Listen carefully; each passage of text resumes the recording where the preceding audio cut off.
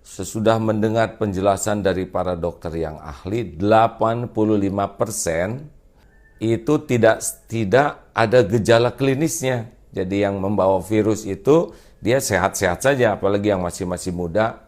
Dia tidak ada gejala demam, tidak ada gejala batuk. Padahal 85%. Nah, boleh jadi di masjid itu ada dua pilihannya. Kita tertular atau tanpa sadar kita menularkan ke orang lain.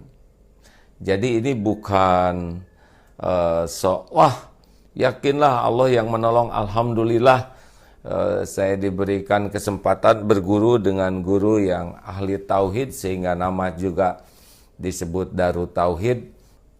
Namun kenapa menyempurnakan ikhtiar seperti ini? Ya karena Rasulullah pun begitu. Tidak boleh mencampurkan unta yang sakit dengan unta yang sehat. Nah kita tidak tahu sekarang siapa yang sakit dan siapa yang sehat. AA khawatir kalau AA ke masjid, mungkin AA yang menularkan kepada yang lain. Karena orang-orang sehat itu ujiannya sekarang 85% virus itu tidak menunjukkan gejala klinis. Saudaraku sekalian, ini bukan main-main ya. Lihat dalam tempo sebentar saja 2 minggu grafiknya dari 2 sekarang sudah 227. Bisa dibayangkan ini persis keadaan Italia 2 minggu pertama.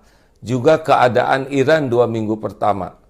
Tiba-tiba begitu, ini besok lusa bisa melesat karena sebagian besar yang terpapar virus itu tidak menyadari dirinya membawa. Kita berdesak-desakan terus kena lewat tubuh. Kemarin sudah juga menyimak penjelasan dari dokter yang langsung ini berinteraksi. Beliau mengatakan sekarang kawan-kawan dokter itu dari ahli paru sebagian sudah dirumahkan. Ventilator juga sudah berkurang. Jadi ini belum apa-apa. Nanti rumah sakit kita tuh sudah kekurangan dokter, kekurangan perawat, kekurangan peralatan, padahal ini belum apa-apa. Ini baru memulai ini. Ini belum apa-apa nih hadirin, baru tumbuh, baru 2 minggu. Besok lusa bisa ribuan dan puluhan ribu. Mungkin na'udzubillahi min zalik ya. Kalau kita melihat kesantaian kita ya, melihat kesantaian kita persis di Italia yang santai, rileks saja, dianggap remeh dan tiba-tiba melesat. Ini adalah kezoliman bagi kita kalau kita menganggap remeh. Kita keluar hanya ketika darurat saja.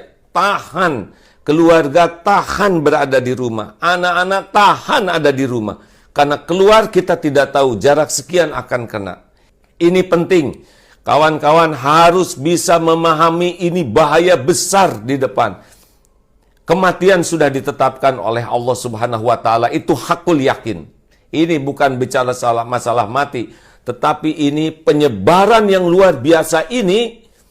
Kapasitas rumah sakit kita terbatas, dokter, perawat terbatas. Ini beda dengan di negara lain yang fasilitasnya banyak, kemudian uangnya juga banyak, kesadaran masyarakatnya disiplin. Korea itu tidak di lockdown, tapi disiplin.